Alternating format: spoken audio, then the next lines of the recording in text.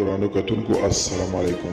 زه محمد سلمان همدرد د حق غږ پښتو چینل خبري لنډیز کې ستاسو قربا اوس تاسو په امر اړوند د مهمو خبرونو لنډیز.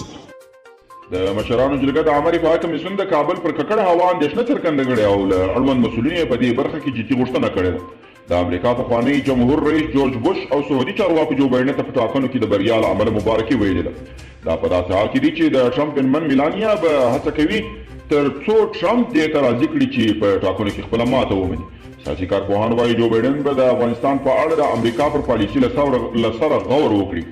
تایوان وایي چې د چین سره تر خنډونو وروسته د WHO یا نړیوال خوراکي غونډې ته نه دي وربلل شوي.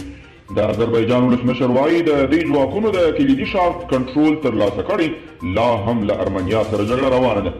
ختیځ کې د ملي امنیت ځانګړو ځواکونو ویلي چې تېره ورځ امنیتي ځواکونو د ننګرهار ولایت د بېسود ولسوالۍ اړوند فارم حاجي سیمه کې ځانګړي عملیات ترسره کړي چې په پایله کې د داعش ډلې یو تن مهم غړی نیول شوی.